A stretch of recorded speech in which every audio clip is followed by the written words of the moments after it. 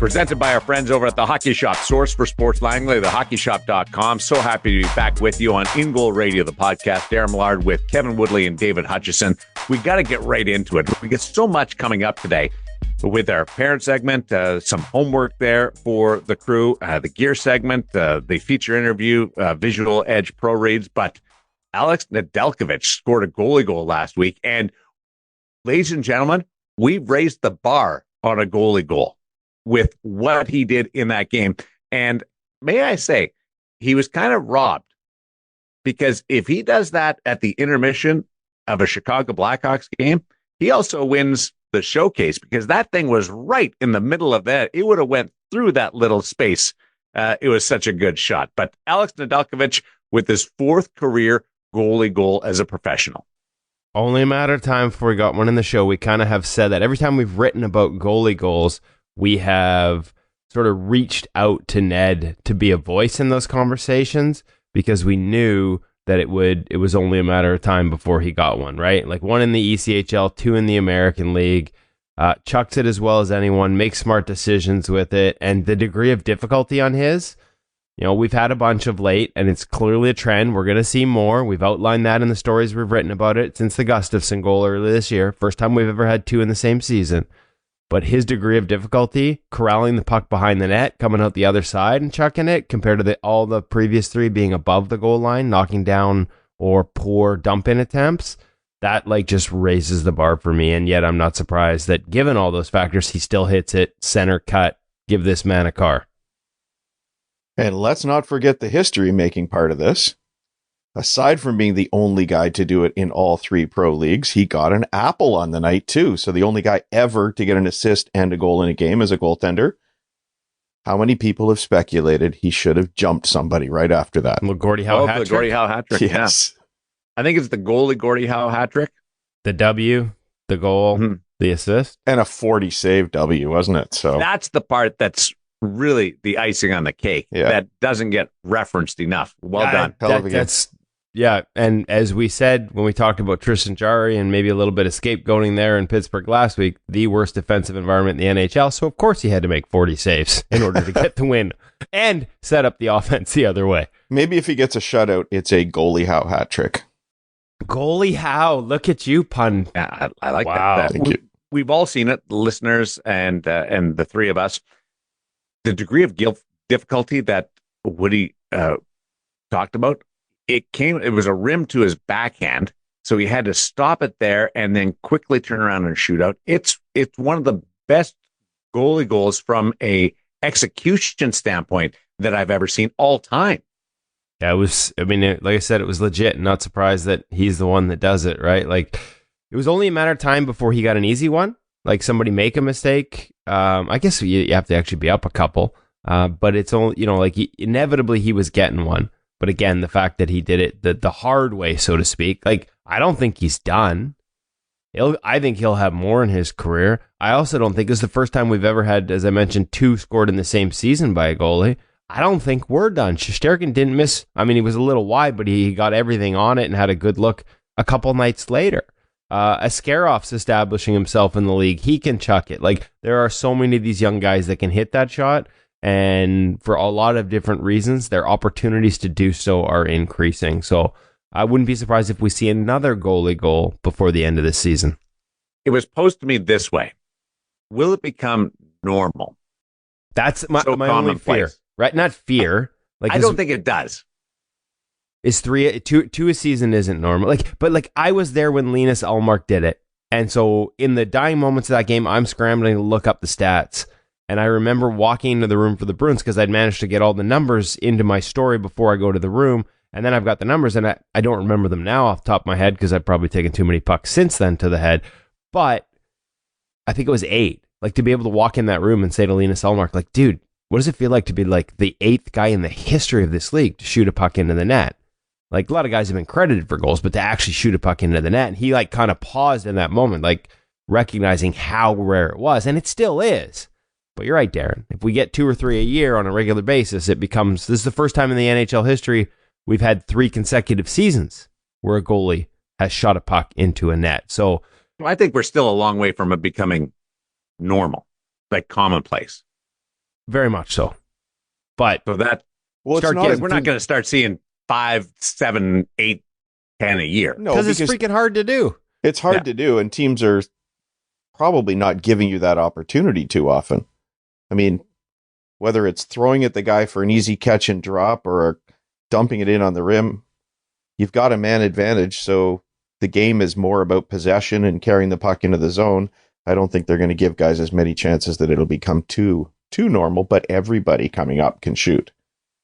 Yeah, and that'll be the thing, right? Like teams, as it becomes more common, it will become even more difficult. More guys will have to do what Ned does because teams will be that much more careful about how they manage those dump-ins. Like that'll become part of the instruction. Hey, you cannot on the 6, we get to 6, when they call the timeout at 6, when they pull the goalie and it's 6 on 5, hey, you got to keep it away from the goalie. It's got to be into the corners. You can't do what they did against Gustafsson and give him a free shot. Shoot it right to him, right. And Jari's was somewhat the same, and Allmark's deflected off a stick. Like it's also not every dump in goes in unimpeded, right? I'm glad you guys see it the same way. Now, here's my follow-up question coming back. What will we see more of per year? Goalie goals or Michigan goals?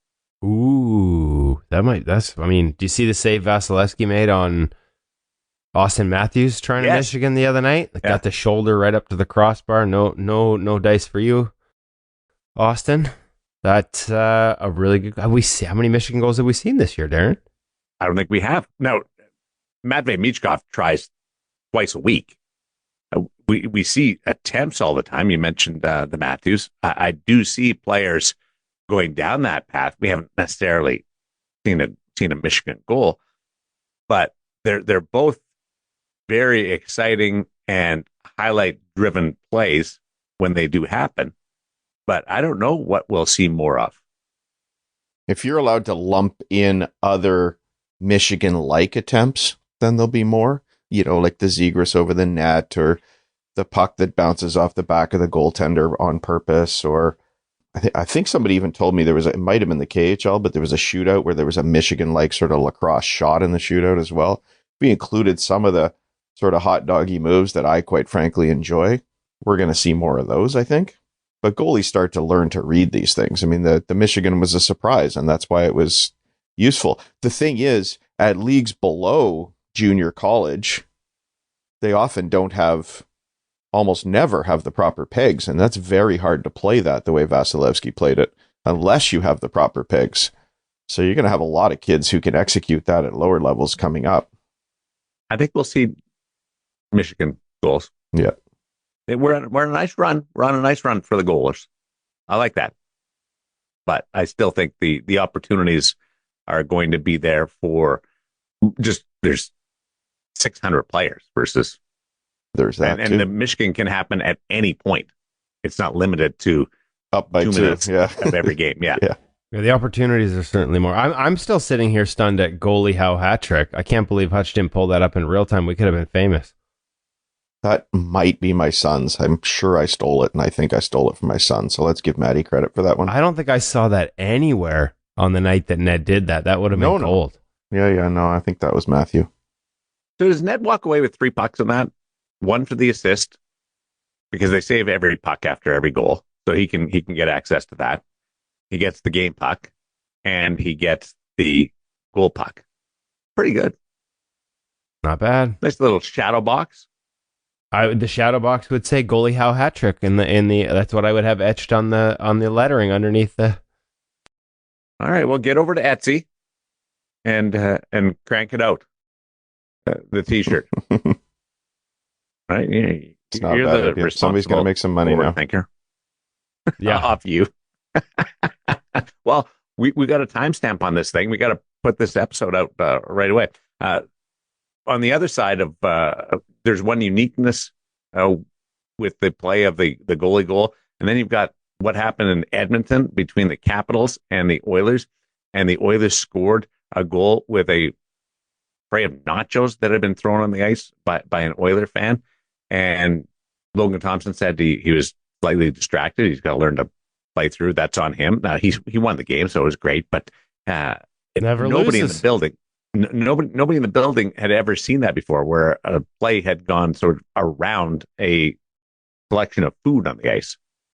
No, I didn't see. Yeah, I didn't see it as to whether it actually went around it. Well, it was there. It didn't interfere with the play. Yeah, I mean there is a rule, because I guess Thompson said he didn't know if there was a rule, but there is a rule saying that if something is thrown on the ice, if it's going to interfere with the play, the officials have to blow it dead. Deemed that this wasn't going to interfere with the play. I thought it was interesting. As you said, first, full credit to Logan Thompson for owning it and saying he needs to be dialed in on that and just deal with it. Full credit to him. I thought it was interesting. He actually said that he saw the guy who threw it. Okay. I'm calling him out on that one. I'm not surprised. There's no, what's he doing looking in the stands? Why is he looking in the stands to see somebody throwing nachos?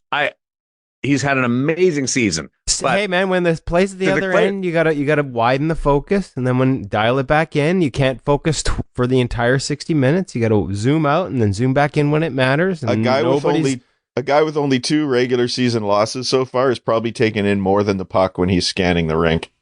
It's like the Matrix for him right now. Yeah, best numbers in the league.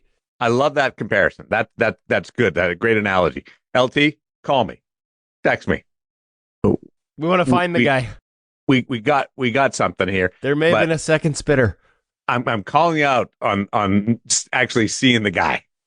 But like the record, the performance this year, I didn't think anybody was coming close to Connor Hellebuyck. Right now, his goal saved above expected at Clearside is actually better than Connor Hellebuyck, and in a smaller sample. So his per shot adjusted save percentage is the best in the NHL and significantly ahead of Connor Hellebuyck. His per shot results right now, sort of performance relative to environment, is in the territory of Shesterkin's when he was up for the Hart.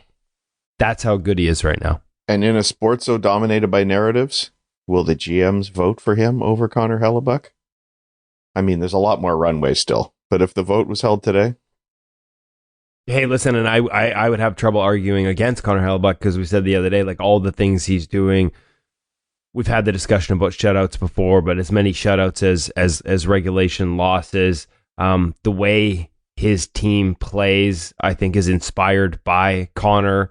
You talk about puck handling. Hellebuyck's even improved his puck handling, right? So there's a lot. Like, I don't want to make it an either or, but it's just full credit to Logan Thompson. Nobody had this on their bingo card going into the year. It's not going to be unanimous anymore. I was just setting Woody up for a standard Woody rant about the NHL GMs, but you've obviously gotten up early enough and had enough coffee today. Oh, I don't expect them to make the right decision either way. But the reality is, they'll vote on the narrative, and it'll be Hellebuyck. And like, I think that, forget me and what I make of the GM's decisions. The betting markets know these guys better than anyone. Last time I checked, Hellebuyck was like plus 4,000. Like, it was like nobody else is winning this award. You'd be insane. Now, that means you can probably get some really good odds on Logan Thompson. Right. Maybe we bet my house, and then I start, hammering away at those narratives. There's not a bad choice between the two of them right now. No. Logan's in, and now with Charlie going out, and Charlie's back, but with Charlie getting clipped and having the head injury and missing a couple starts, and giving them a reason, like, okay, we're going to go away from... They were going every second game. They were in a straight rotation up until that injury.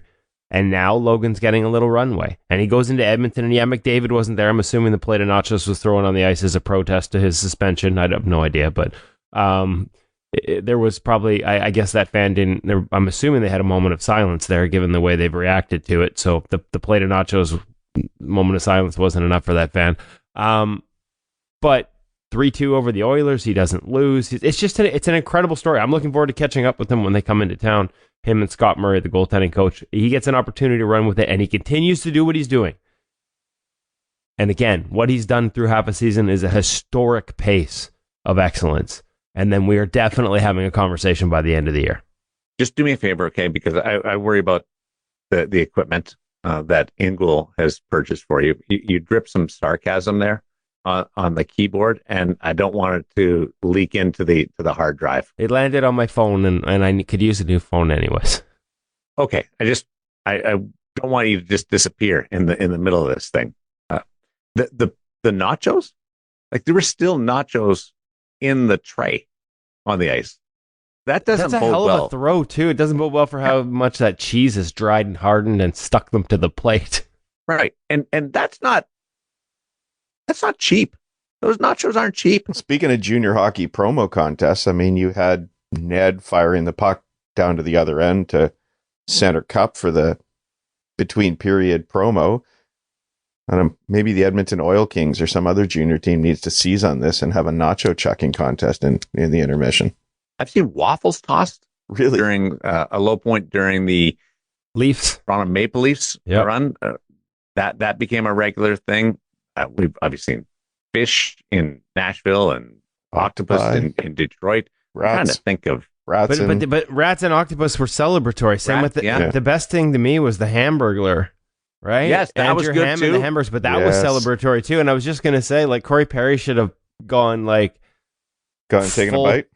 Full Curtis Lazar. Remember when Curtis Lazar went out and like grabbed one of the Hamburglar hamburgers off the ice and took a bite post game after a dub? So, listen, we're just having fun with it, folks, and I am having a little fun with Edmonton's reaction to a certain suspension. The Oilers' marketing department is missing an opportunity if they don't have a T-shirt out by the end of the week with a tray of nachos. Just like we're missing an opportunity if we don't have a T-shirt out with Goalie Howe Hat Trick. We'll have to check whether there's have to think to myself before I say it to make sure I'm saying it right. Goalie Howe Hat Trick. I love it. Barstool's going to have a T-shirt out by the end of the day. Not if he gets onto Etsy. They focus right now. Hutch, get over to Etsy. Got nothing else to do. I'll just get into my T-shirt mode here. Well, we'll do it with the Darcy Kemper T-shirts. Remember, because I said his silhouette when I said he looked like a goalie, and then immediately regret it, and then said his silhouette is what a goalie should look like on a T-shirt. We'll do them both. We just need a T-shirt that says "You look like a goalie." I'm looking forward to the Four Nations face-off. I want to get into some of the real weeds of the NHL season with the NHL goalies during the Four Nations face-off, where we'll be able to take a step back, watch the international hockey, but also dig into some stuff. Well, there's not games happening every second night. Let's slide over to our gear segment, brought to you by The Hockey Shop, source for sports Langley, thehockeyshop.com. Cam and company cranking it out. I was on the website the other day, like I am twice a week, just looking at things. New, and what you would find on that website right now, Darren, a lot of new stuff, like the Vaughn VX1 line that we've been profiling for the last couple of weeks. The new True PX5. We've already done a video with the pads. We've got more coming there. You would find the new True Stick in stock. So there's new stuff coming in all the time. The market is kind of shifting. Companies are not waiting till April and May to release new lines. And that bodes well for people that are trying to get a jump start on what they might purchase next. But it also bodes well for the sales that are constantly on at the Hockey Shop. And I don't mean constantly in terms of them trying to get rid of stuff, but the reality of all the new lines that are coming means they need to clear space. 30,000 plus square feet at the Hockey Shop, source for sports in Langley. Not enough room for all the goalie equipment that they've ordered coming in for 2025. And that means there's a lot of previous generations of equipment that are on sale now. The savings have been carried over from Boxing Week, Boxing Day. We've explained that already to our American listeners what that is. It's like our Canadian version of Black Friday. Those sales are still on, so make sure you check them out at the Hockey Shop, source for sports in Langley, or the hockey shop, as Darren does.com. For all the great savings and all the newest gear, including in stock now. We're going to talk about it today. A pant that has inspired NHL goalies to switch in its recent iterations, the Vaughn VX1.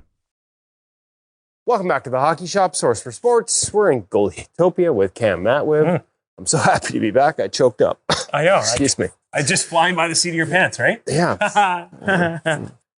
Ladies and gentlemen. The year is too early. I promised to be nice to you in 2025, Cam, and you push the buttons like that. Let's just go straight to the product. Vaughn VX1. We talked about the pads and gloves last week. Yes. V11 for some people. VX1 pants, Velocity Pro Carbon. Yes. Very popular in the National Hockey League. In large part because of the double flaps. We've told the story, but I don't think shared the name of one NHL goaltender that switched to these pants after watching this segment the first time Vaughn brought this out. So we're moving the needle, baby. Good. All right. Hey, so how is Vaughn moving the needle by pushing this new model forward? We've still got NHL legal 9-inch legs, right? You're doing great, man. Like that's the same. You've already called out the double flaps. You've already called out the 9-inch barrel. Okay, so what's new? I mean, the fit and finish is really nice. We've got the same material that you almost called by a different brand. Quick slide in different parts, high wear.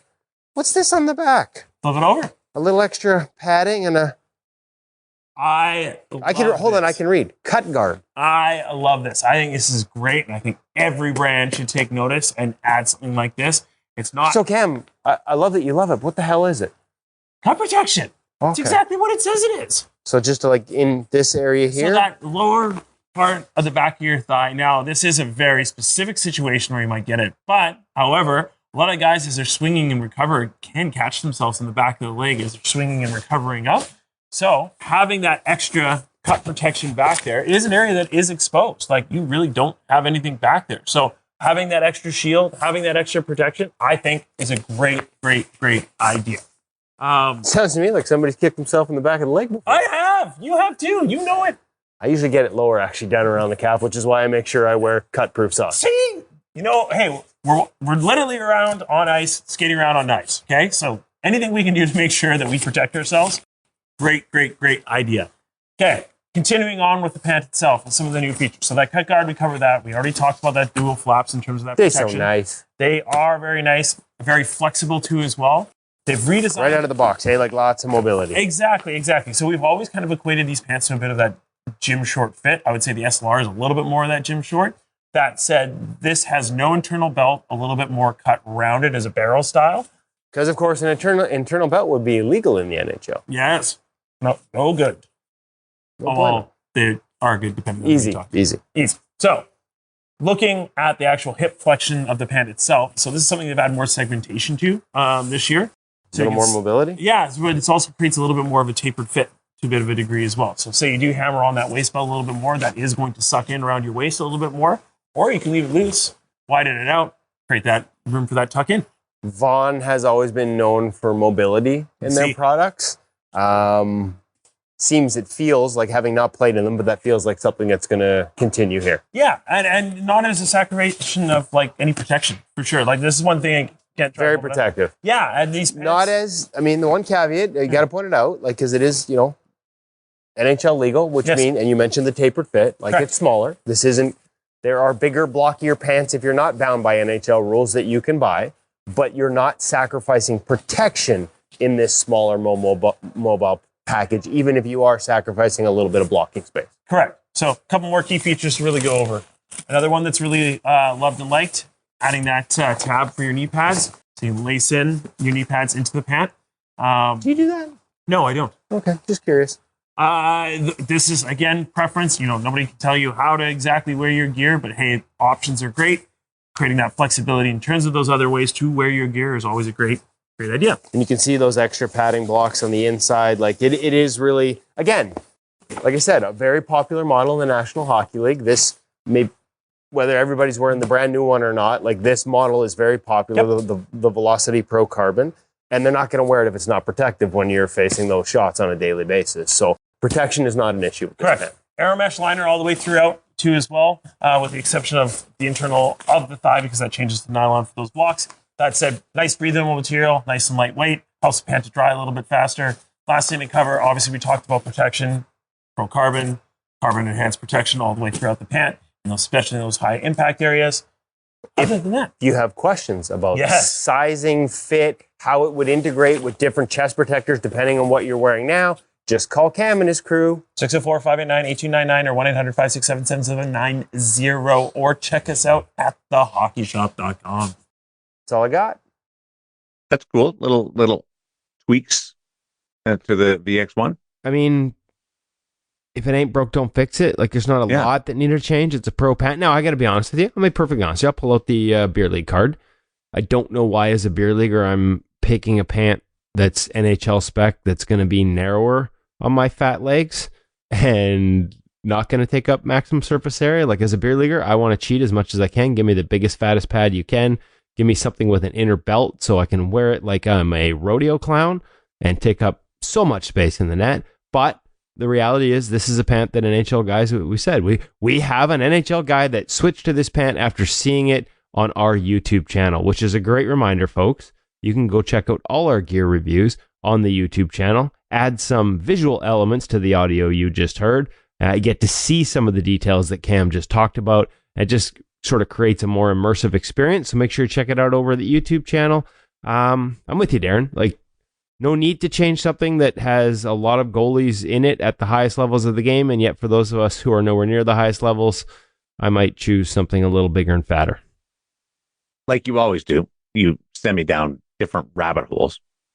What's the biggest, widest pant that you can get? Oh, that's a good one.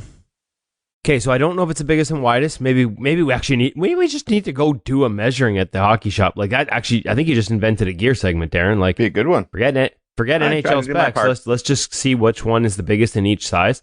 I think it might be the Warrior, and it's been a while since we reviewed it. So I want to sort of, folks, just call Cam and ask if Kevin is right. Like, just annoy him with those calls. But they used to have it so the seam between the front face and the inner thigh was fixed, right? So it was like almost at a right angle, and it was fixed. It didn't have give to it, so that when your legs came together, essentially the face of it's sealed, and the face of the pad just prevented a straight line wall. Like none of this wrap around. Like it was just a wall.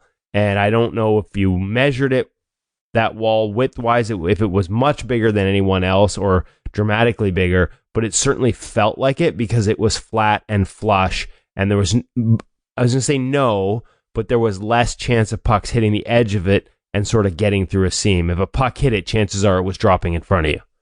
All right. And the inner belt, why does that make it bigger?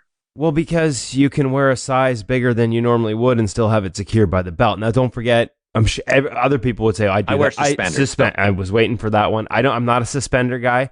So you're right. You can do it two different ways, but even suspenders inherently kind of pull it together a little bit, right? The beauty of the inner belt is I can secure it around my waist and it can flare out. There's nothing sort of holding it in on the sides or on the front. Like you can wear it as open as you want, undo the laces. And, anytime you can wear it looser, there's a little more give when pucks hit it too. Like you're more likely to sort of eat a puck and have it stick to you as opposed to everything being tight and gathered and bouncing off of it. And that would be the one sort of counterintuitive point to those Warrior pants. Yeah, you kept everything in front of you. It didn't leak through.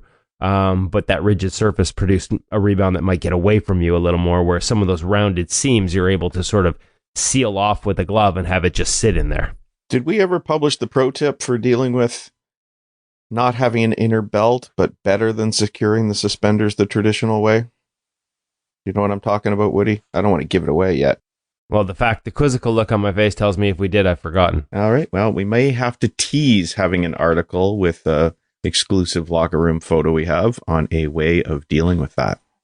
I'm going to admit something that I'm disappointed intrigued. Myself with.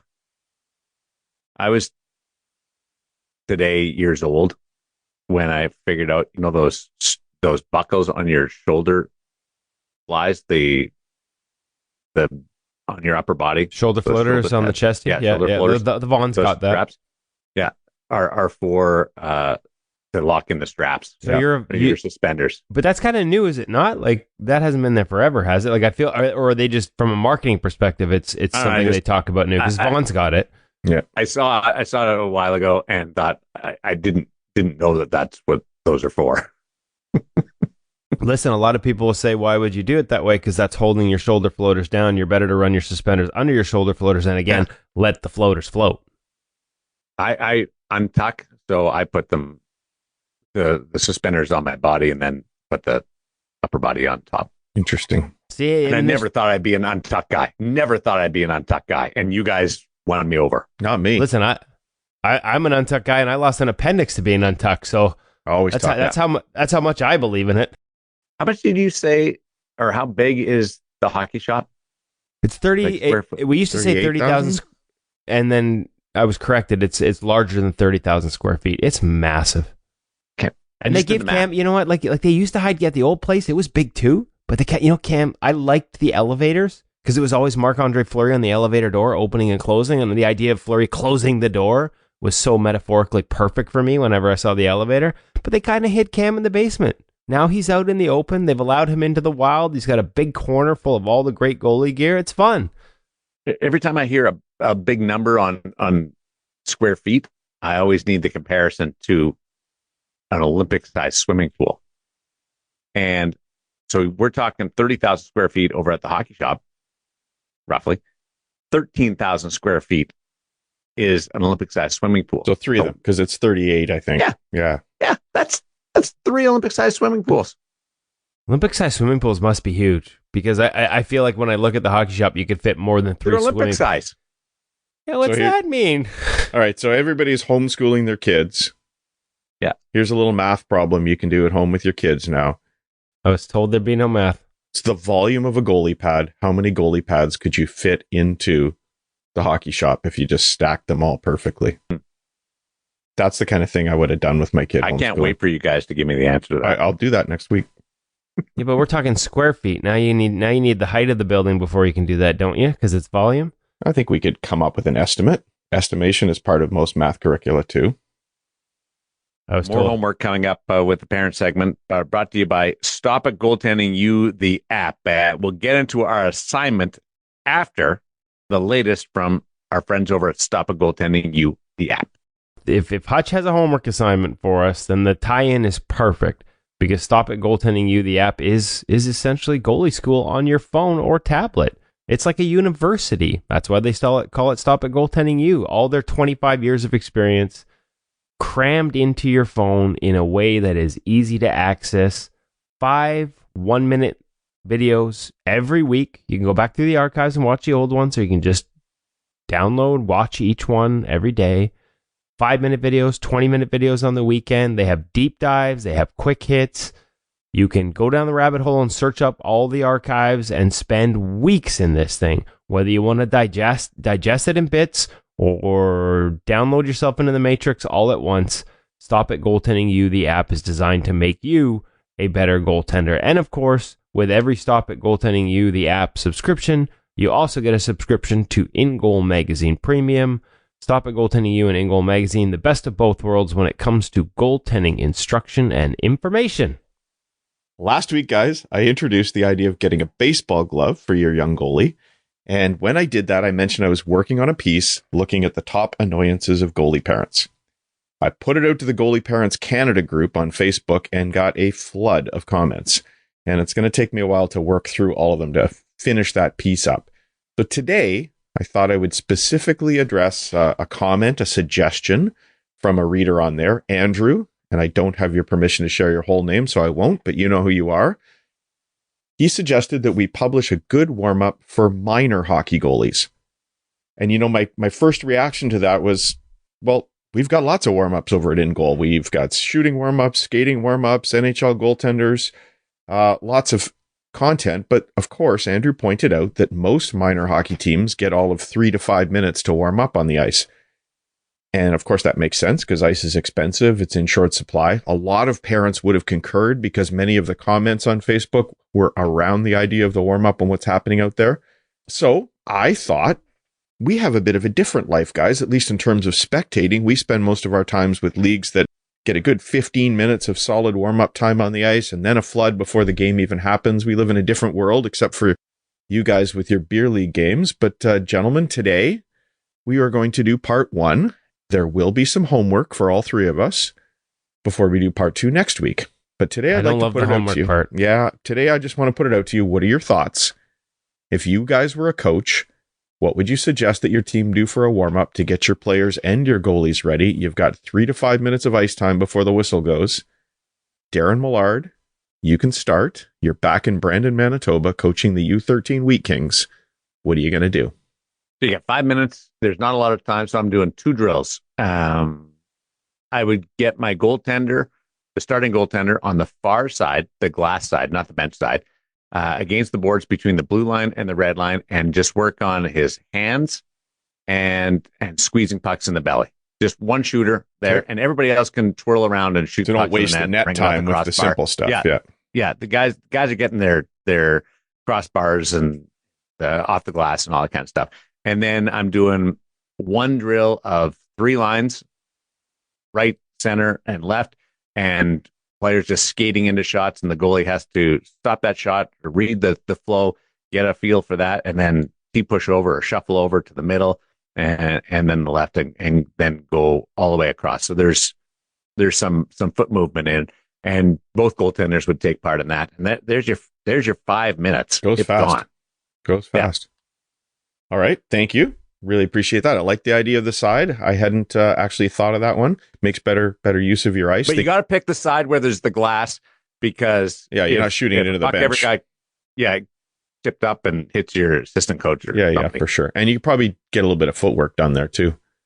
Right. Yeah. Okay. Woody, what do you think? Well, first off, I love Darren using the sideboards because we've seen that a lot. I think people think that NHL goalies have perfect situations where they're always in the net. We've seen a lot of NHL goalies and goalie coaches using the sideboards and published for part of their morning skate, and published a lot of sort of that work as well.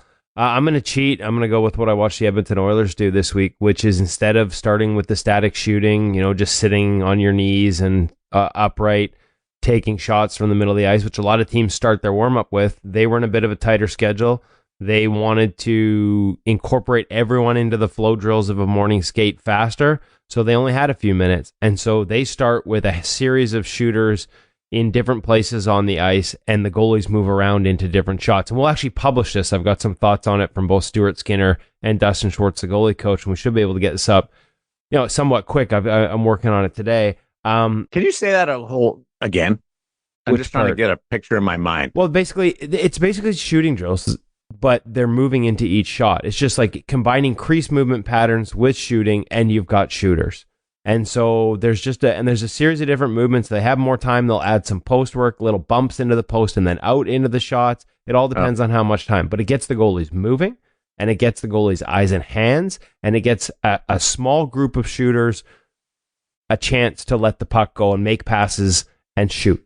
And the rest, to your point, Darren, I do think if you want everyone and you've got 20 kids and whatever, they can't all be involved in the goalie station. You've still got another side of the ice where those guys can be doing something a little more active, and then they get into their morning skate. But it gives everybody an opportunity. Like I said, not wasting any time with static shooting. Everybody's sort of moving. It's not super crazy dynamic. It's not fancy. It's simple crease movement patterns into shots. But essentially, the game is largely just movement into shots. Movement, shot, just a series of those. And it's a little more dynamic than what we've seen elsewhere in the NHL. The goalies like it. They feel like they're not wasting any time. They're getting into the things that matter to them. And the shooters that are part of the drill seem engaged enough. And the rest that want a little more dynamic activity for their shooting and their skating are at the other end of the rink getting it. Love it. Love that we could have an article up that will help answer this question and bring a pro perspective for the parents. And that Darren also referenced something that we'd published before as well in terms of working along the board. So that's going to be good. I'm going to add in a few of my thoughts. I've had a little bit more time to think about this, although I did put the question out to you guys at roughly the same time as I started thinking about it. Okay, I'm disappointed in that because I thought it sounded like Woody and I came up with some pretty good ideas on the fly. No, you did. Just ruined it. Oh, I see. Well, it might as well have been the fly because I think I was covering an NHL game when this was posited to us less than 12 hours ago. Yeah, but you had an hour drive home to think about it, even though you're half asleep. Here's the thing. I said you've got 3 to 5 minutes of ice, but I would like to expand that because this is for goalie parents and what they can do. And the fact is cheating. No, I'm not. I'm just expanding the question a little bit here. Your warm-up begins before you go on the ice, and I think that's something that we need to acknowledge, guys. That's the place to start, and we do have some dynamic warm-up articles over at ingoalmag.com that people can look at if you don't know what to do off the ice. A lot of teams have an off-ice warm-up, but your kid might be of the age where that's not very structured within your team, and I would encourage you to help them work on some things off the ice before they go. I would fit in a visual warm-up off the ice, and I think if we haven't published one with Josh Tucker, we really should. A way of warming up your eyes before you go on the ice. Super important, something you can do. I would suggest that some of the stuff that you do with the basic tracking and hands that you wanted to start on the ice, Darren, we don't all get the luxury of that much time to do it. So maybe there's a way we can do some of that off the ice. Like the thing is, goalies often, especially in minor hockey, come in cold halfway through a game, and they haven't had any of those easy shots to warm up. And maybe we don't need to make that part of our habit. Maybe we could find a way around that. It's also one of the values of goalies splitting games when they're younger, because they learn that ability to come into a game partway through without having those basic hand and gut warm-ups. And the fact is that having routines as a young goaltender sometimes makes it harder on you, because you don't always get to fit into that routine, as we've talked about with NHL guys who have big, long routines. We've all been to tournaments where suddenly that warm-up gets cut short because something with scheduling has changed things. So don't have your kid too reliant on that. Of course, gentlemen, NHL Sense Arena fixes this too, because you can get those basic hand warm-ups done before you even go on the ice. You can have as much ice time as you want. You can have NHL level ice time if your coach gives you the luxury of having a bit of time before you go out there to work on NHL Sense Arena. If you want something a little bit more affordable, there's some deliberate ball drills that you can do. Again, I mentioned Josh Tucker. He's got some great stuff working with reaction balls, because too many goalie warm-ups, they're just knocking the ball off the wall, but it's just kind of a mindless pattern that doesn't really impact them too much other than just routine. So reaction balls are a good way to warm up off the ice before you get out there. After that, here's what I'm going to say. I love that you guys came up with some specific situations. I love that you came up with some specific drills, but I would like to reinforce to parents, it's actually okay for the players to try and score. I mean, that's what's happening in the game. Too many parents get tied up in, why aren't you shooting it in my kid's pads? Why aren't you shooting into his hands so he can learn to feel the puck? The players need to try and score, because that's what happens during a game, and that's okay. I would say I like Darren's idea of it starting with a little bit of distance in the beginning. I think that's really important. And if I could add in my own pet peeve about warm-ups, and maybe we could even have a top 5 annoyances about warm-up article, probably, guys. I hate when the players just coast in. This is a big beer league thing. They coast in at about half speed until they're 2 feet in front of you, and then they suddenly just rip one between your pads. You're not going to take him out in a warm-up in practice. So make them realistic, whatever those shooting drills are. So that's sort of my things that I want to throw out there. It's okay to score. Begin your warm-up off the ice as best you can. Don't become too reliant on the routine. And if you can have that mindset that you can fit into just about anything, including coming in cold partway through a game, I think you're going to be better off in the long run. Homework. In Goal Magazine, of course, is about pros, and we've already mentioned a couple of the pro things that we can bring to this question. But we do need some professional opinions on this. So your homework, gentlemen, get out your Rolodex, get out your contacts on your iPhone, or just stop by somebody at the rink this week. And I need you each to get one opinion from somebody in the pro game of what they would do with 3 to 5 minutes of ice time to warm up. It would be interesting. It would be interesting. Hanging like in 30 minutes. Perfect. It would be interesting if it was somebody for whom this is a challenge, because they don't normally work with minor hockey kids. No. It'd be interesting to hear what they say. So if you want to get it a hanger, that'd be great. Woody, you got to get it from somebody. I will do the same thing. I think my drill with Schwartzy just handled this. All right. Okay, I'm done. See? Nope, you're not allowed to cheat. You're not allowed to cheat. Yeah, you got to talk to somebody. Yeah. Well, I mean, I don't like talking to people. I don't know if you guys have noticed that. I know, but this is homework. Yeah, Woody hates talking. I hate homework even more. Okay, we're going to have at least 3 ideas from pros for next week in our segment, warming up for minor hockey. One more question. Goalie Howe Hat Trick. I need to come up with a t-shirt. The one more question t-shirt would be good. Where are you guys on breakaways and warm up? Hasek used to do it all the time. Lundqvist did it to help get his flow, to help channel his flow. Yeah, I think my kid finishes all his warm-ups that way with specific players they really enjoy doing it with. They don't have a lot of time in minor hockey. I have no problem with a couple breakaways at the end of it, but the Hutch's point, and I think you can open the car doors and give them a shoot to score mandate 100%, but you have to dictate where it's coming from if you want it to actually be a progressive warm-up, even in a short period of time. As soon as you let those kids walk into the bottom of the hash marks, leaning on a stick, loading up, no pressure, no nothing. Now, it's not realistic for them, and it's not doing anything for your tracking. So it's all about where you position them, and that's part of this Oilers thing. Yeah, there's movement, and it's dynamic, and they can shoot to score. They're not trying to hit it in the goalie's chest all the time, but it's from a distance that it gives the goalie the opportunity to track the puck. Here's one for you. I was part of a new skate. They've been going forever, but it was my first time out with these guys on Saturday morning. Great group of guys. And their rule is no BS. If you cause any BS at all, you're out. So it's awesome. And there's no referee, and it's early morning and you're done. It was so much fun. So, but the question is the goalie complaining about stupidity BS, or do they recognize that BS is different to us than it is to everyone else? It's definitely different for us. They recognize that? Yeah, they do. So they actually did a warm up. I was like, what? We get to go on. So they did the half moon. I haven't done the half moon forever, but it was great because I knew that we were going to have this conversation today. So I was thinking, oh, the half moon, here we go. Wouldn't you know it? Towards the end of going right to left of the half moon, two guys shoot at the same time. From opposite sides? And no, they're right beside each other, but two pucks coming at the same time. And I was laughing so hard. And fortunately, no, I didn't get hurt. It didn't affect anything. But even in the half moon, I'd never seen it before in the half moon, where two guys shoot at the same time. Well, at least they were side by side, which makes it less likely. But the worst part of the half moon is when the guy assumes you're coming over to his side and you're still over on the far side and he shoots it and you're not looking. Because he really wants to beat you. Yeah, like, I'm going to get it before he gets across. I don't know if it was half moon. I think it was probably something else. But Curtis Sanford, now the goalie coach of the Toronto Maple Leafs, once took a shot off the side of the mask in warm-ups when he wasn't looking. He was facing another direction, and somebody ripped one and hit him in the ear hole of the mask and pushed enough force into the ear to rupture the eardrum. Oh, wow. So it's all fun. It's all fun and games till somebody loses their hearing temporarily. That's nasty. I was spared anything like that.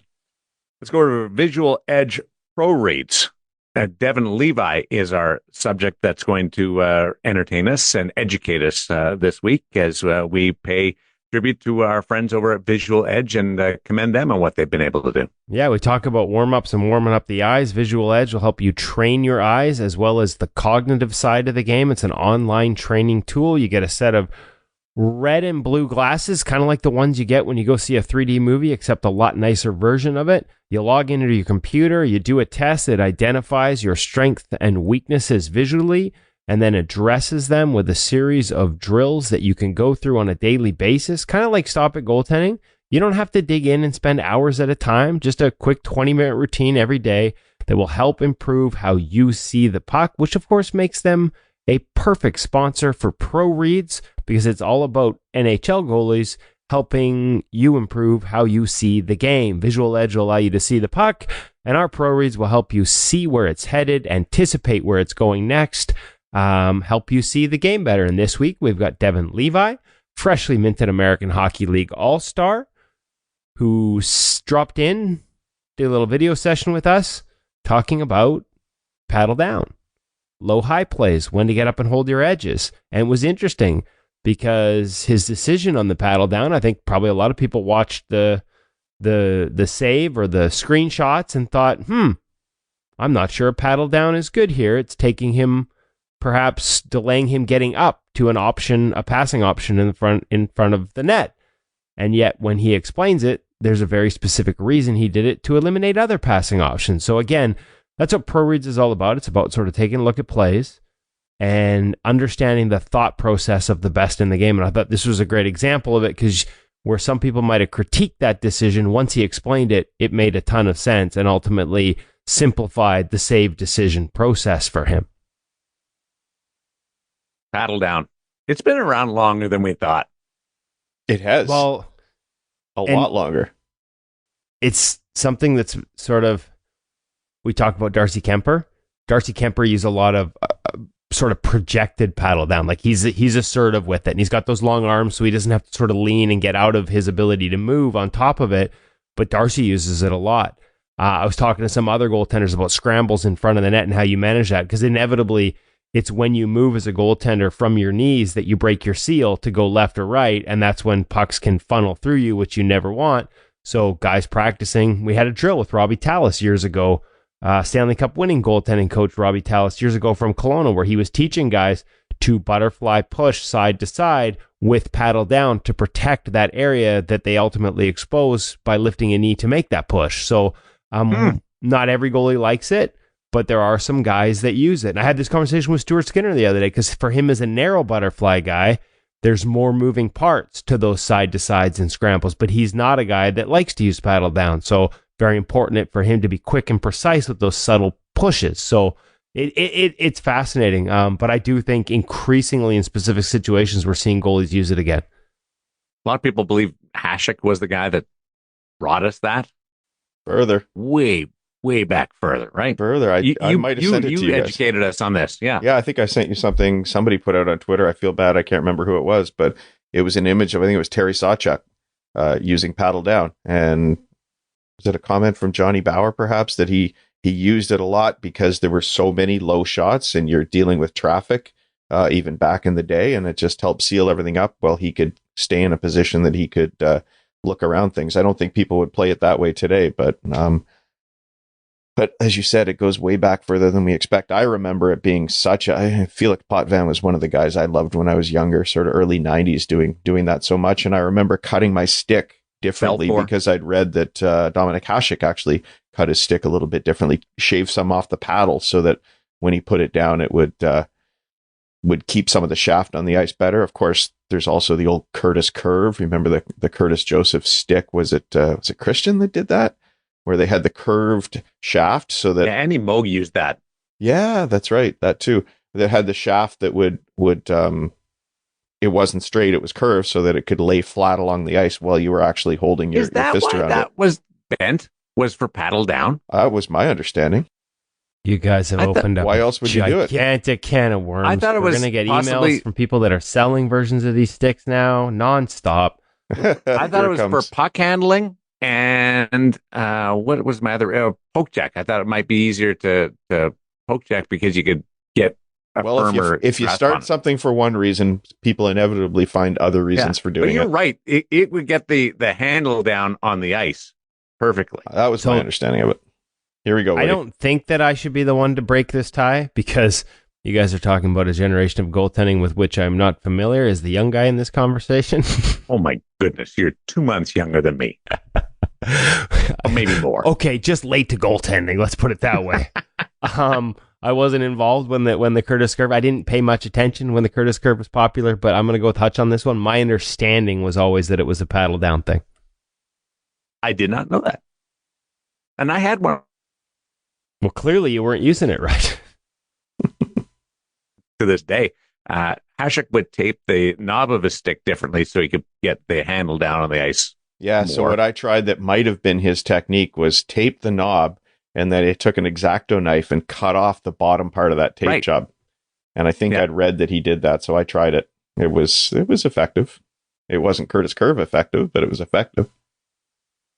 I would use a Curtis Curve now. But wasn't there a breakage issue or something? Like, why didn't it stick? I don't know, but I stop a lot with the handle of my stick. So I'm not sure I need to change the angle of it because it comes in pretty handy. There's no reason now with the technology of carbon fiber sticks that they couldn't make one that would last. Yeah. I don't know whether there's a breakage thing. Oh, Christian had some breakage issues because they were so light.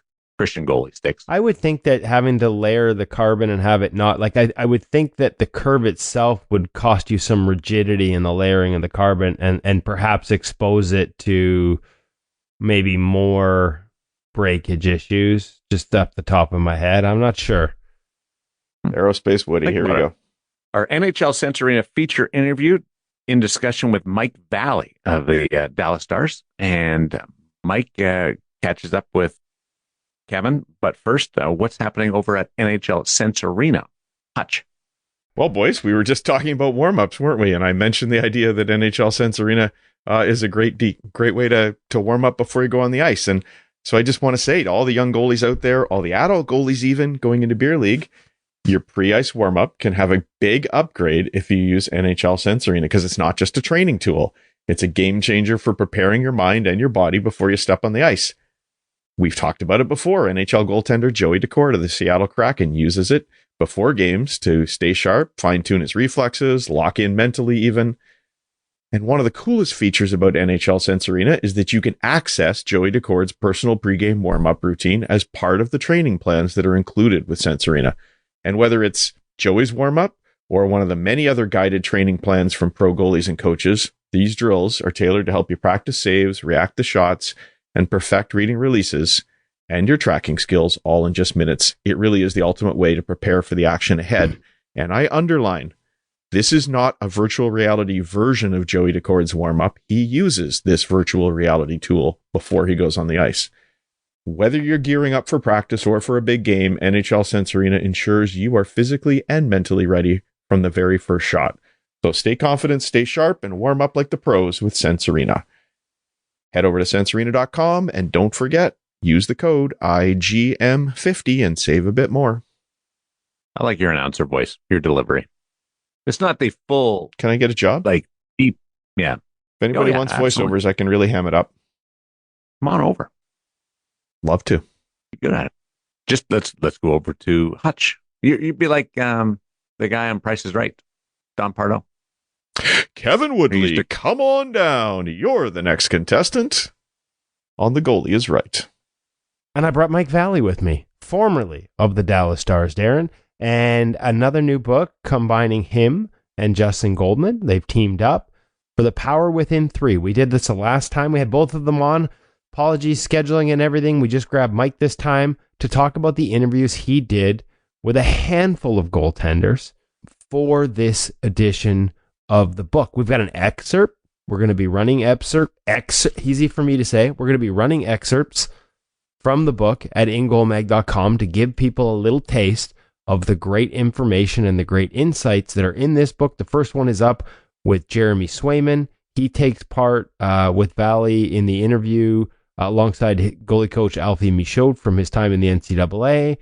There's Tim Thomas, there's Mitch Korn, Bill Ranford, Sean Burke, Brian Elliott, Thomas Magnuson, Hanu Nyquist are also part of the book. They also have chapters and extended interviews in the book. It's loaded with great advice and insights. And so we thought we'd catch up with Valley, who did the interviews for the book, and sort of get a glimpse into everything that's in there. And there are some great stories. There are some great examples. There are some great lessons that Valley shares with us in this week's feature interview presented by NHL Sense Arena. Really excited to welcome back to the In Goal Radio podcast. Returning guest, Mike Valley, former NHL goalie, former NHL goalie coach. Continuous, I guess, is that how we should say author? Author again? Re-authored? How do we do that? What's the phrasing? I don't know. Learner, Learned. explorer. I don't know. Just keep tapping into people that have had great success and trying to share it with others. But I guess that's the way. Okay, so trying to apply it to goaltending still. Let's catch up a little bit, though, because I know like it's been a while since we've talked to you. It's been a while since you've coached in the NHL. Also, obviously still involved in goaltending with the new book. Like, just catch us up a little bit. You know, people probably wondering, what's Mike Valley been up to? Yeah, you know what? I've actually been taking it pretty easy. Still living down in Texas, and both my daughters are in college now, so I've been really focused kind of on helping them. But you know, as far as myself, I have still been involved pretty heavily in the community, or the goalie community, just not as vocal. You know, spend a lot of time with my goalie coaching friends around the world, and staying on top of new developments, and then I've also been involved with a pretty cool project in Alberta, which is a leadership course that I have in the Alberta school division, and you know, kids in grades 10, 11, and 12 can take that. So that's been consuming a lot of my time, but yeah, it's been pretty calm and cool on my end. Okay, so leadership and goaltending, I feel like that ties in perfectly because you've been a leader in the position for so long. You know, as a coach and as somebody who has given back to the community through network goaltending, the symposiums you guys used to run, and now again through another book, co-authored with Justin Goldman. You know, let's get into it. Some of the names in this book, you know, guys that you have been involved with both on and off the ice throughout your career. Some names that people are going to recognize: Sean Burke, Brian Elliott, Mitch Korn, Thomas Magnuson, Alfie Michaud, Hanu Nyquist, Bill Ranford, Jeremy Swayman, and Tim Thomas. I'm not sure where we start on that list, but some of the stories that you guys share in this book, we're going to be doing some excerpts at ingoalmag.com, and those will include links on where you can buy the new edition of The Power Within, Elevating Your Path to Elite Goaltending. This is the third book in the series. Which one, like, where do we start with this one? Can we start with Tim Thomas? And some of the lessons and messages. I know he's a longtime friend of yours. You guys have kept in touch throughout. Yeah. But a lot of us haven't heard from him in a while. Yeah, it's interesting with this book too. First off, this is my favorite, and part of that is just the evolution of learning. What to ask guys. I was once told something really cool from a mentor of mine. He said, if you want a better answer, ask a better question. So one of the things that I tried to do within this book is really dig into some of those things that can be very helpful for anybody that's reading, whether they're a goalie, which most of the readers are, but we also have a lot of other people, from businessmen to businessmen and women to doctors, to all types of different backgrounds. So I think the lessons that are shared within this book can help you whatever you're trying to accomplish in life. And you mentioned Tim Thomas, and Tim is one of the most. He's an incredibly deep thinker. Anybody that can look back at that playoff series that Boston had against Vancouver, some of the best things were listening to his interviews after the games. And just to get like a little glimpse of like how this guy thinks. Now, Timmy obviously had an incredible career. Definitely redefined the position in many ways. And then he went quiet for, 5-6 years after retiring. And I was one of the few guys that, that he would talk to, and, we would talk weekly. And for a long time, Timmy didn't want to talk about hockey or goaltending. In fact, anytime I tried to get him into the previous books, but he never wanted to go in that direction. And just as of late, he's really kind of start thinking more about, his journey, what he was able to accomplish, and share some great insights. And so I had to ask him to be in this book, and he agreed. And it was really cool because I think he's been away from the game now long enough where he can sit back and reflect and kind of share what really made him different. And, Kevin, you remember covering that Vancouver series in the finals there. And, you just saw a guy that was seeing the game in a totally different way. And it was fun to watch. So we dig into that playoff run. And some of the stories that he shares are stories that I don't think he's shared before, at least not with a lot of people. And, it was when I told the other guys in the book that were going to be in the book that Timmy Thomas was going to be in the book, just the level of excitement that they had to hear, what Timmy was going to say was pretty cool. Can you give me, and without giving it all away, we don't want to reveal the entire book, but give people a taste of what are some of the lessons, some of the anecdotes that were shared that, just whet their appetite in terms of some of the ones that jumped out the most to you. Yeah. There's a lot. Oh, there's a lot. And it's interesting. I was talking to Sean Burke, and Sean Burke's giving me this story about watching Tim Thomas for one of the first times. And he said he was watching Timmy in practice. It was a game day, and he's sitting next to the GM. Can't remember who the GM was at that time he was referring to, but he's watching Timmy practice in the morning. And he said it's the first time he's ever watched an NHL goalie in a practice and not let in a goal. And he said this guy was just battling, and he stopped everything. He goes, I sat there all practice and watched, and this kid did not let in a goal. He goes, I leaned over to the GM. I said, gosh, we're sure lucky this guy isn't playing tonight. So, pretty cool story. And I share that with Timmy. And, most guys would answer in a way that says, that's nice of him. Yeah, I don't remember that, but that was really nice of him to say. But Timmy says, no, he's wrong. I said, what do you mean he's wrong? He goes, no, if I was playing that night, I would have purposely let in a few goals in that practice. He goes, because I played my best when I was uncomfortable. So I had to make sure that, yes, always my goal was to go in and stop every shot at practice. But if I was playing, I needed to make sure that I was a little bit uncomfortable, because when I'm uncomfortable, I play my best. And I thought it was such a great lesson for any goaltender, because when are we truly fully comfortable, right? That's few and far between times in our careers. There's always something going on, a nagging injury. Something didn't go right in practice. It wasn't your favorite drill that you got at the end. Something that somebody said, something that somebody wrote in the media, right? We always have this little bit of uncomfort level. And we have to find a way to be able to execute and play at the highest level that you can play at, even when you're uncomfortable. So I thought that was just a really, really cool lesson. And it's something that, he did a lot. There was in the first round, I believe it was that year that they won the cup, they were playing against Montreal.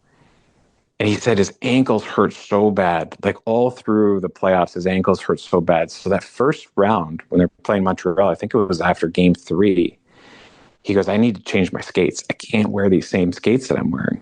So he brought in all these equipment reps to practice after game 3.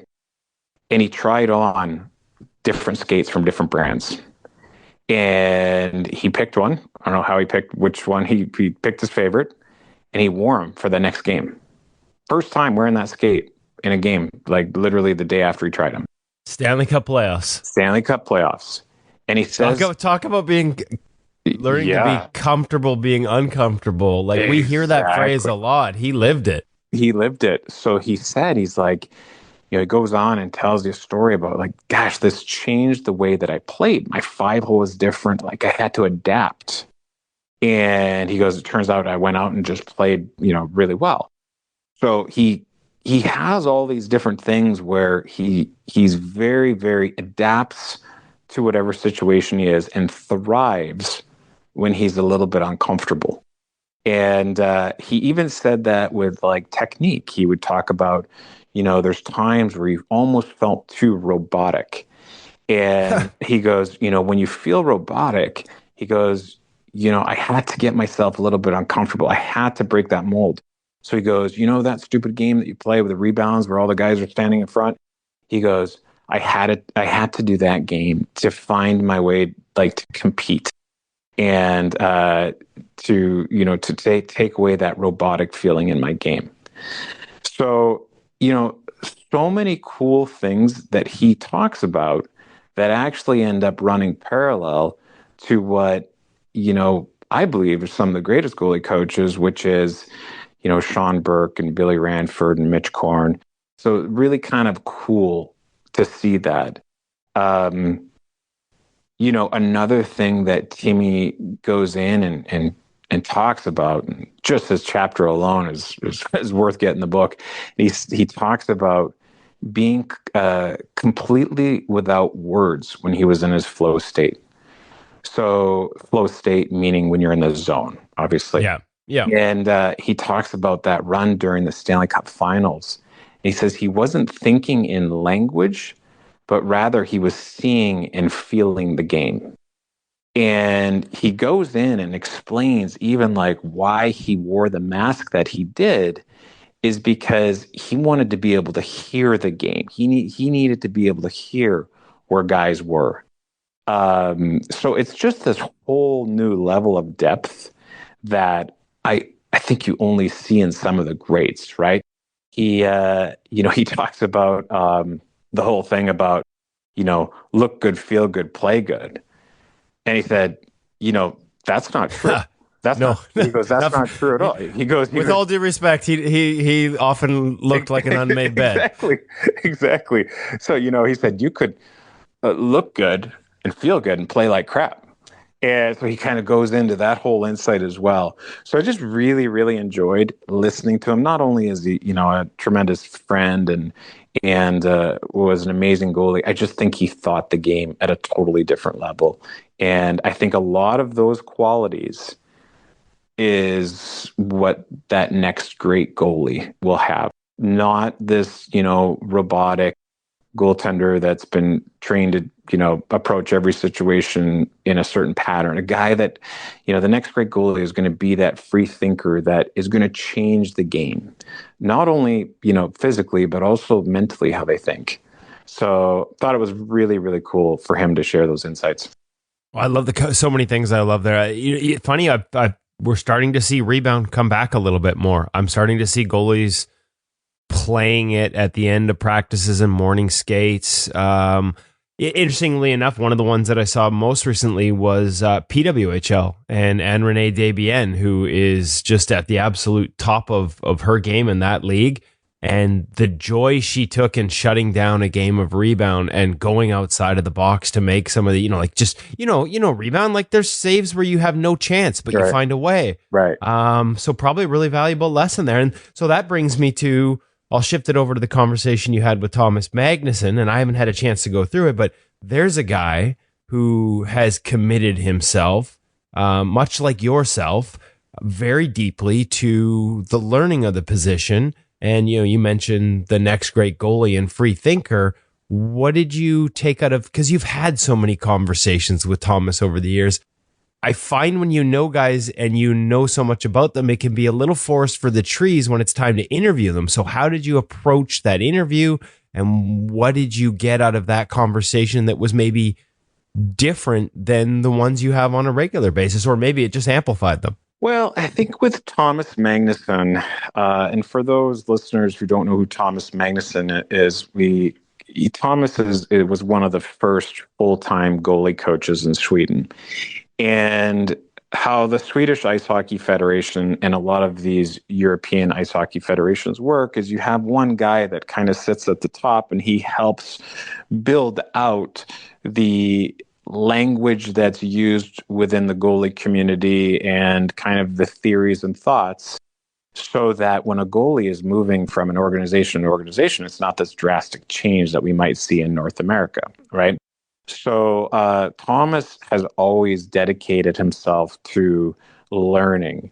And I think the big thing that comes in with his chapter is he's sharing, new discoveries that he sees. He's always talked about the game being a pendulum, meaning that we go all in, we just look at social media right now and all the talk about, just reverse VH. It's anybody, that's the only thing people have talked about the last 6 years, it seems like, in a lot of ways. But that always swings back. Then it's like, well, maybe we shouldn't be doing that as much. And it goes back to where the game was, right? Same thing we're seeing with, we're talking about, greats like Dominic Hasek or Tim Thomas or whatever. That free-flowing state of competing will start coming back a little bit more rather than being predictable, right? So the game, whether it's goaltending or any other, sport or position, always has this pendulum. And that's what Thomas looks into and thinks about, well, with each swing of that pendulum, you're also picking up these learning lessons. And what are those lessons and what can be kind of uncovered? So Thomas's chapter is really, really insightful. Probably the most, I would call, academic chapter out of them all. But, it's interesting because all these conversations that I had, they all start having this kind of the same core nucleus of thoughts. And, it was cool. And I'll jump in if you don't mind. Yeah. Into talking about like Sean Burke. Because Sean Burke, talked a lot about these natural attributes, right? So he said, he shared a lot of the insights of what some of the great goalies that he's worked with, but he said it all came down to one thing: they're all super competitive. He said that building that competitiveness is, in fact, sometimes harder to develop than those technical skills. And he would talk about he said, I always got great goalies. If you're in the NHL and you're traded, you're good. It was about finding what is it that makes you good, and let's bring that forward. So rather than necessarily focusing on change, it was more about bringing out those qualities that made those athletes really, really good. So, I mean, if we look at anybody that Sean Burke's gotten before, like, he's a master at simplifying their game and really letting them kind of become the goalies that they had the ability to become. So super cool interview as well. You mentioned core nucleus and thoughts like that. I mean, obviously that ties into it.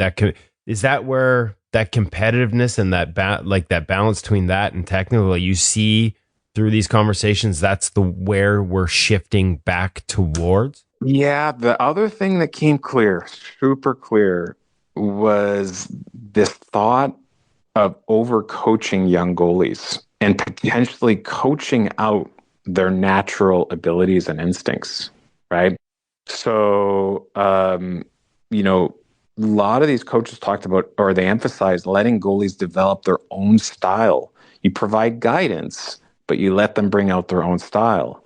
And, that might be part of that pendulum, right? Has it become so specialized? In a lot of ways, there's a lot of good stuff in that as well. However, when a goalie steps on the ice, they are in the driver's seat. They have to play the game. And, I think it was pretty interesting about how do we find that next Dominik Hasek? How do we find that next Tim Thomas? Or are we so programmed to say a goalie is supposed to look like, XYZ, that we eliminate those goalies, right? Just because they're playing differently. Well, that difference that you have in your game is also what could make you special. So that was an interesting thing. I'm wondering how much of that ties into your conversation, like if it went down a similar path with a guy who, hey, what do you know? He coached Dominik Hasek. Yeah. The chapter with Mitch Korn and sort of tying that together into what he saw there and how we've lost that and how we get that back.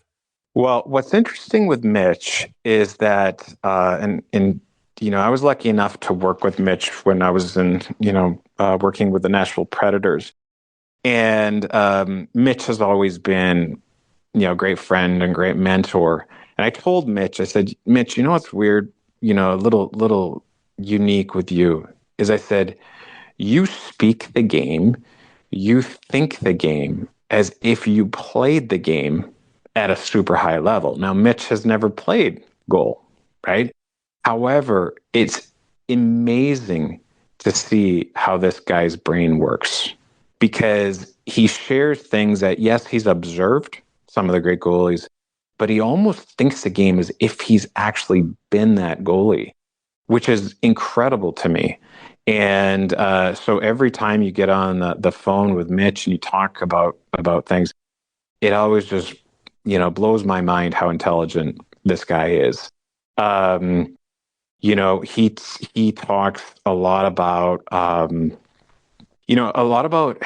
what was really cool is he talked about learning how to get out of your own way. And he said, that a lot of the constraints that we put ourselves as a goalie is restraints we put there that we can just learn how to get out of our own way. He said, if you can get out of your own way, a lot of things open up. So he said, he emphasized how goalies often create their own barriers through whether it's fear or lack of confidence or overthinking or poor habits. And he just kept saying, success often comes from learning how to get out of your own way.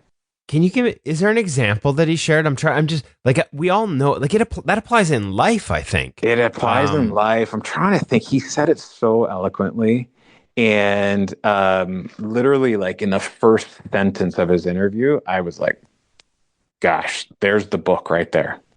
And he just talks about like how, like a lot of the things, right? Like a lot of the ways we think become barriers that we put in front of ourselves, right? A lot of the things that we do, the poor habits that we create, those are things that just hold us back, right?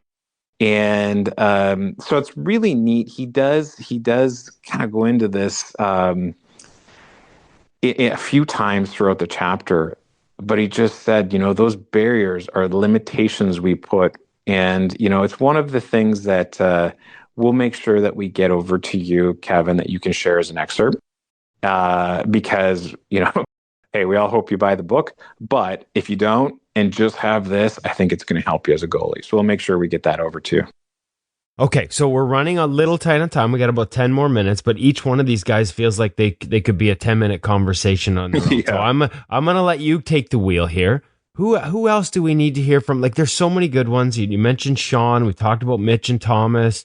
Billy Ranford's a guy that we've had on our program many times. But again, a life learner, a guy who during the pandemic, when others were just sort of locked out of the position or the ability to coach it on the ice, went out and actively sought ideas and opinions. The only goalie coach I can say that actually came to one of our Zooms about a product line. We were doing an info session on a new product launch from Bauer, and he wanted to learn what it was that made these pads so different and unique. Like, just a life learner, wondering where that conversation went within the book. All right, so a couple great thoughts there. One is that all these guys have that quality. Anybody that I've ever talked to has always been that lifelong learner. They're very, very humble. They don't sit there and pat themselves on the back, and they learn. So a guy like Billy Ranford, who has done a lot of amazing things in the game, is always looking to learn. In fact, just to circle back on Mitch, it's one of the things that Mitch talked about was the learning process, right? How these elite goalies are constant students of the game, right? They understand patterns. They learn from experience. And again, they stay humble enough to keep evolving as the game changes. So now let's bring that to Bill Ranford, as you just mentioned. He sits down and, in one of your seminars, and he's learning about new equipment. He's constantly learning. And, he talks a lot in his chapter about the importance of athleticism. Now, we look back at how he played, but he also says, he emphasized on playing multiple sports, whether it's baseball, badminton, or soccer, and how that helped develop his overall athleticism and, hand-eye coordination, which was crucial to his NHL success. He does talk about into modern goalies have become too predictable. So again, just like I mentioned with Sean, that, there's this contrasting this with Dominic Hasek's unpredictability and what made him special. He also goes in, which Billy's really good at, is talking about mental health, right? And he talks about the modern day challenges that a lot of these goalies have. How social media and this increased pressure have created these new challenges for young goalies that, quite frankly, none of us older coaches had when we played because, it was the newspaper and it was forgotten after a day. So he talks about really a lot of the different coping support and coping strategies as well. So that would be an example of him always learning. Right. That's a big one. Yeah. And we wouldn't think of it, right? Because he's my generation, so the recognition that this is a very real problem. I had a conversation with an NHL goalie recently telling me about all the comments he gets in his Instagram about how he needs to change this technique or play something this way and he'd have more success. And my first response was, what the hell are you doing reading the comments? Why are you on there anyways? Why are the comments not turned off? But these young men, and this isn't even a young goalie, but they've grown up with that just being a part of their life. And the ability to turn that off, despite knowing it's a negative influence, I've watched it. I've seen it have a negative effect on their play. Yeah. So, and I know we're running tight on time here, so I'll finish off with a couple more gems. Brian Elliott, he goes in and talks about, again, having this authenticity and style. So he really emphasized the importance of finding your own authentic style rather than trying to copy others. And I think that's what a lot of guys do, right? Especially when you're seeing these things on social all the time. And maybe that's why it's happening, is like you see a goalie and you're like, okay, I want to play like him or want to play like her, whatever it is. But it's so important to become your own goalie, right? And that comes through experience, that comes through finding what you're good at, how you can pull that out. So again, it ran parallel with these other conversations. Els talks a lot about opportunity, right? This was a guy that his whole career, he had to continuously reprove himself over and over again. So, he really talks about, being able to seize opportunities when they arise. And quite frankly, those opportunities happen every day you step on the ice. He has this great story that he's shared where when he went to St. Louis and he was trying out, he made sure that he took the net in front of where all the GMs and coaches were sitting during camp, right? Like he embraced that, and that's part of what made him, be able to play 16 years in the league, is that he was always able to rise to the occasion whenever he was being challenged to stay in the league. So there's a great example where he puts himself in a tough situation, so that when the situation is tough, you're used to it. Yeah, exactly. Okay, I'm going to give you one final one. So we'll talk about Jeremy Swayman. So I did this interstring interview with Swayman and his college goalie coach and now good friend, Alfie Michaud. And both the guys are just awesome. I've known Alfie since my days with the Canucks, because he actually came in the year after I did, and we've been friends ever since. I had not spoken to Jeremy Swayman before. I was really, really impressed with this young guy. A lot of times when we interview somebody like a goalie coach who can reflect back, you have a little bit more of that wisdom. When you're young, you still don't know it all, right? You're an incredible goalie, but you're still learning. But what was really impressive with Swayman is how humble he was, how balanced he was, and also how important it was to him to raise the competition on his team. So he talks about this partnership that he had with Ullmark and what he was going to do with any future, goalie partner that he had, to push each other to be your best, right? So, yes, you're competing, but you're also supporting and you're pushing that person to be better. Because what happens is if they become better, you become better. If you guys are competing and, becoming the best that you can, what does that do? It raises the standard of your team around you. And when you have a team around you which has standards that raise, now everybody becomes better. Everybody gets more success because you're winning more games, right? So it was really, really cool to see that. And then another thing he said is he talks about learning to win versus competing. He said, when he played junior hockey and college hockey, he learned how to compete. He goes, but when he got to the NHL, he had to learn how to win, and which involves more game management, being able to stay present, and handling pressure situations. So that was really interesting as well. It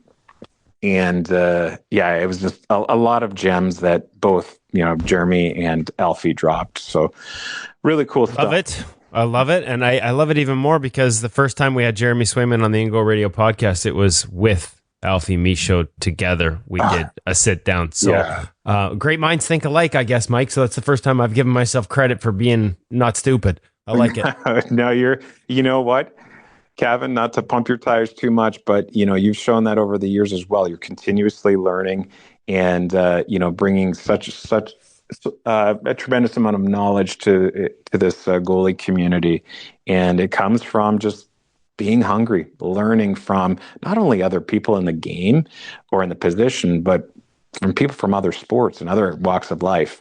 So you guys have done an incredible job of that. Well, I appreciate the tire pump. It's the perfect way to wrap it all up. We started with Tim Thomas and we ended with a tire pump. So with Kevin Whitley. Those that remember the 2011 Cup Finals will know exactly what we're talking about there. Mike, this is great. For everyone that's listening, we'll have some links to the book in the show notes for the podcast. And of course, as we said, by the time you hear this, the first excerpt from Jeremy Swayman will have rolled out, and we've got many more to come. Just to give you a taste of this great book, that Mike and Justin Goldman have combined on. Great for the goalie community. Tons of lessons that everybody can take away, not just as goalies, but as people, as parents, as coaches. It really is a can't miss, and I'm glad you guys continue to roll up the series. Mike, thanks so much for taking the time today. Kevin, thank you so much. Really appreciate it.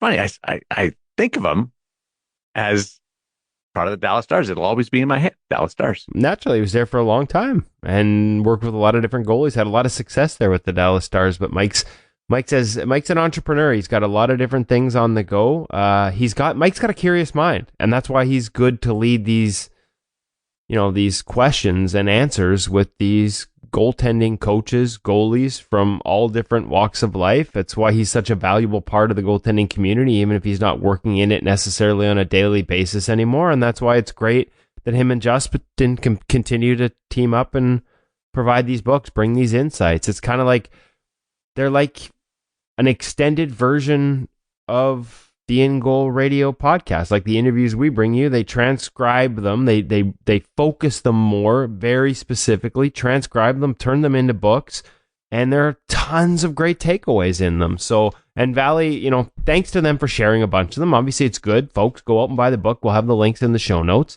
The Tim Thomas stuff was fantastic. Like this, what he gave you there was just a taste of what's in the book. So whether you're looking for an entertaining read, like full of great stories, looking to get better as a goalie, young or old, insights that will help you, things you can actually translate into your game, this book is loaded with them. So thanks to Mike for taking the time. Thanks to Mike and Justin for providing us with the excerpts. You can continue to look for those at ingoalmag.com in the coming weeks. I loved that this interview, Woody, brought up the Tim Thomas stuff. As soon as I was done, as I often do, I sent the interview off to my kid to listen to. I think it ties into what we were saying about the warm-up. And the warm-up tries to help a goaltender be comfortable. And I mentioned the fact that sometimes in minor hockey, you don't get the time to be as comfortable as you'd like, or in a tournament, they throw you a curveball and you're quite uncomfortable. And I'd love that Tim Thomas talked about wanting to be uncomfortable out there, needing to be uncomfortable to play his best. I thought that was, the whole story around it was just great advice for a young kid to learn from, because we spend so much time wanting everything to be just so as we bring our kids up in the game. Probably not as extreme as Tim Thomas asking all the skate companies to come in and let him try some skates on before an NHL playoff game. That was a wild story, but still great advice nonetheless. I don't want to be uncomfortable. I want every part of my life to be perfectly comfortable. Don't they talk about stress being a good thing? Not for me. Okay. I don't want any You probably stress. have more than your fair share. And Me and Darren are old. We just want our life to be easy. This is why I wear a ball of stress, buddy. That's why I wear all the fat equipment. I don't want to feel the puck. I don't want to be hurt. I just want to make saves. Well, I don't want to be hurt. When people talk about this adversity is going to be good for a player or a team down the road, I'm thinking, I want the easiest path ever. And tomorrow, I want an easier path. Adversity is going to come at some point, so you better get ready for it. Listen, if adversity built champions every single time, the Vancouver Canucks would win the next 5 Stanley Cups in a row. They're due, Woody. Because let me tell you, I've been surrounded by adversity and challenges you've had this year. Some drama. I think teams we're 32 now in the league. It's going to go to 34 soon. I think organizations are going to have to consciously not stop trying to win a Stanley Cup, but change how they view success in the National Hockey League. Because teams, even if you rotate it, you're going to go 34 years between Stanley Cups. And that's on the best case scenario if everything's just even. Teams aren't going to win cups ever. Teams and fans, right? Because how often do you hear people say, well, this team would have just survived in that market if only they were winners. Like, not everybody can win the cup every year. Almost everybody can't. Getting to a Darren, why do I feel like I feel like you're speaking to me right now? No, I'm not. You're not supposed to be a fan, Woody. No, not. I didn't say fans, but like teams that aren't going to win Stanley Cups. My dad always said, just once before I die. Well, we didn't pull that one off, did we? Montreal was the last Canadian team to win. They've got now 7 teams in Canada, And they haven't won since 93. Any of them. Never mind a single franchise. So I think management, coaches, everybody, you don't stop players. You don't stop trying to win, but you're going to have to change how you view success from a turnover of coaches, turnover of managers, and scouts, and hockey operations. No, I'll be honest. It's not a good business model to have to win. Well, there are some teams that view it more from a bottom line approach, and some of that means just making the playoffs because that means you get a bunch of gate revenue. So, but I don't think that's wrong. I don't think that's terrible. There you go. See, they're ahead of the curve. That's my motivational speech. Easy paths and rein in expectations. Darren's applying for team 33 or 34 as the new GM. No. I'm just looking for be rewarded for less and the easier path. You know how they like to put like slogans on the dressing room walls? Like, you know, like here in Vancouver, it's embrace the hard. That was one of Rick Tocchet's. I love it. I'm waiting for the slogan across the top or outside the dressing room wall, quote unquote, let's be realistic here. Good enough is easier good enough. is better. Yeah. Easier is better. And you tap that sign on the way out every game. Back checking be damned. Just make it look no, like seriously, I want the easier path. Thanks, guys. Can't wait to talk to you next week. And then when we get into the Four Nations Cup, I really do want to pick Woody's brain about where we are from performance, more on the individual side of things, like who's having great seasons that we don't have time to talk about every week because there's 4 or 5 games for that team. Love it. Love it. There's some young names. Man, we have not talked about enough. We're planting the seed here. We talk about a scare-off in a small sample. Dustin Wolf. We talked about Logan Thompson today. Philip Gustafson. Like, Hellebuck is still in the headlines. He's been great. Like full deserved. Let's not get that wrong. But there are some other stories behind him that maybe deserve a little more shine as well. So happy to bring the spotlight to those guys too. Especially Dustin Wolf in Calgary. Wowzers. Leave you with this story. I was at work the other morning, getting ready for a game in my office. Our studio is in the practice rink, so I just have to walk around maybe a couple 100 feet over to get to the studio. And I get a text from somebody who's out watching a minor hockey tournament right behind me on the ice on rink A. And they said, you wouldn't believe who's coaching the team on the visitors bench. Like, huh? I look down. Florida is playing Vegas, Roberto Luongo. Come on. On the bench, coaching. Yeah. Kids playing. Lose coaching. That's pretty cool. Son's a goalie. Yeah. I didn't go run down there and asked him what to do for the warm-up. I thought of going down and saying hi and going, hey, Woody says hi, but he's on a trip with his family and he doesn't need me walking up and giving him fist bumps. But Woody says hi. How about Woody says, what happened to us being the only podcast you'll do? Yeah. That would have. A couple of cases of pink Whitney fixes everything. It was kind of neat to look down, lose on the bench, coach him. Talk to you next week on In Goal Radio, the podcast presented by The Hockey Shop, source for sports, thehockeyshop.com.